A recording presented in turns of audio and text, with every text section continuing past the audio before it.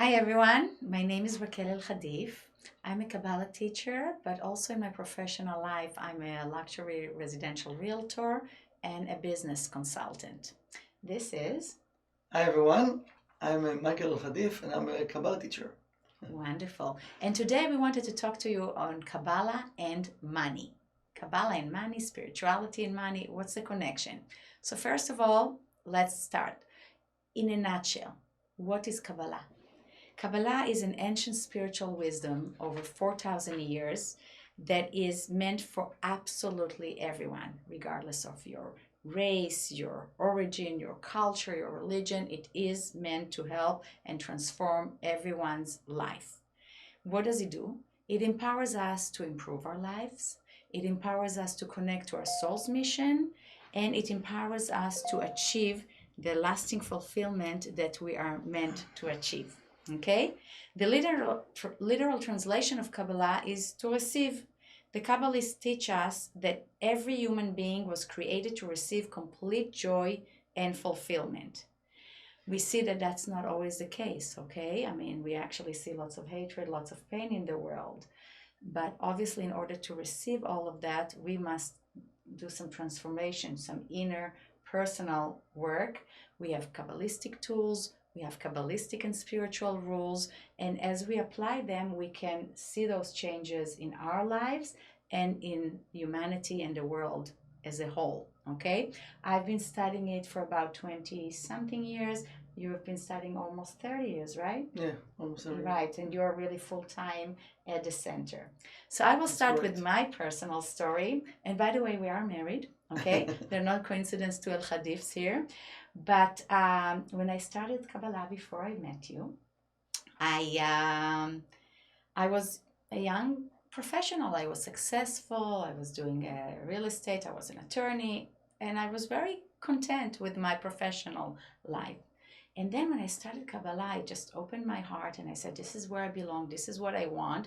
And there was a point in my life that I just didn't want to work. What do you mean deal with money? I want to do spiritual things. Mm-hmm. And obviously it impacted my success because I was not there, okay? And then one day I came across a Kabbalistic book, and I wish I remembered which one it was.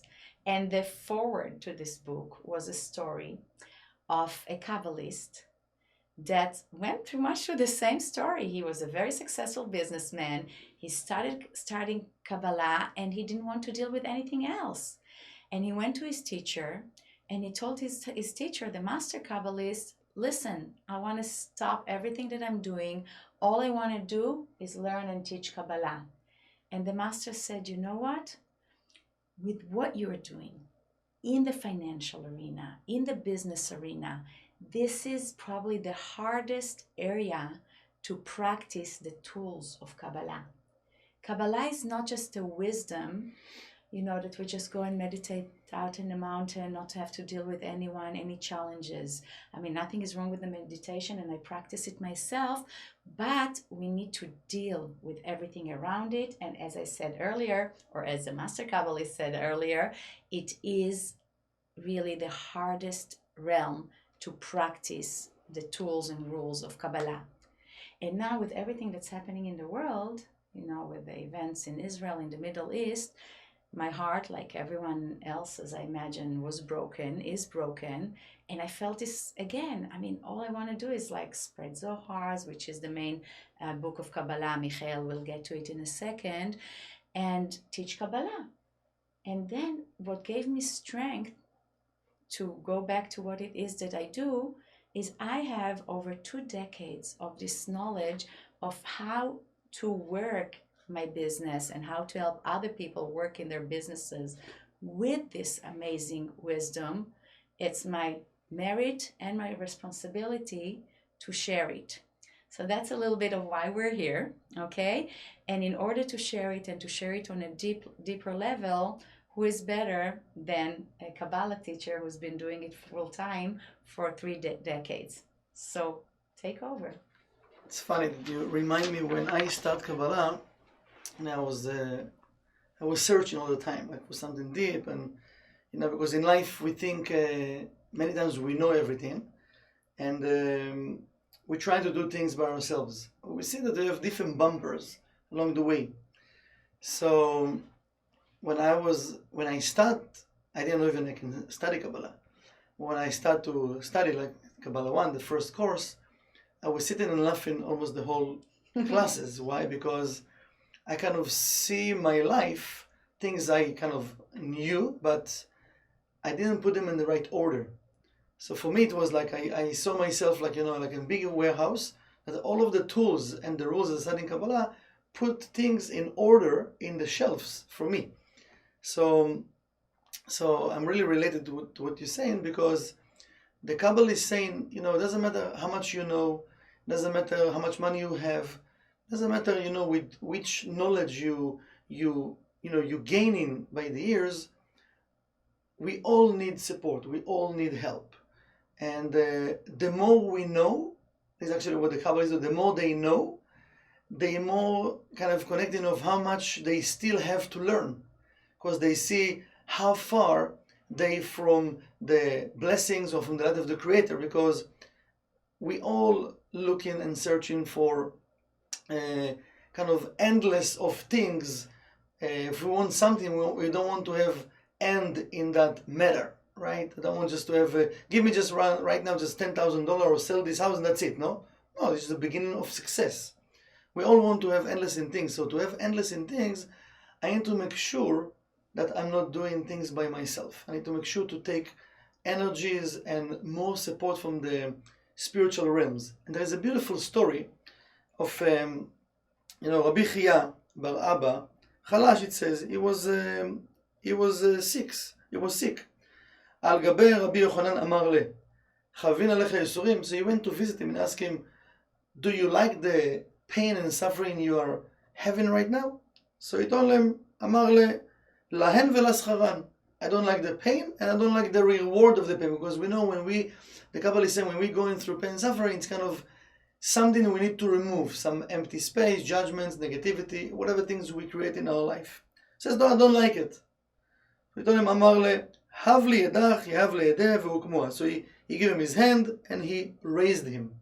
But then what he told him, something that we all want to take with us and to keep in mind, he says, Rabbi Yochanan Chalash gabe Rabbi Chanina amar le Elokim Rabbi Yochanan lenafshe. He told him, En chavush matir ratzon bet asurim. Says, a person cannot redeem himself from jail. It means in life we put in ourselves without knowing in different type of jails. We have our habits, we have the things I know, there are things I'm stubborn at, and not many times we open to listen to advices of other people, even professionals. Sometimes, no, this is the way I know, and this is the way, whatever. Or even we say, yeah, you're right. But then we do whatever we want. And how many times we're failing, actually, right? So here the Kabbalah is telling us, if I want to redeem myself from whatever habits I have, or all of those, because what is knowledge? Knowledge, the Kabbalah is explaining, first we have information, whatever we study, right? We have information. Then when I'm manifesting that information, I'm using it to become knowledge. After it become knowledge, now I see the result, it become wisdom, right? So I need to practice, I need to manifest. But he says, when we have those times in life, that we think I know what I'm doing, I need to look and search for support outside of me. I can redeem myself from my jail, from that consciousness I'm stubborn at, right? So he says, this is why he says, when he came to visit him, he was weak, he was sick, he didn't like what he's going through.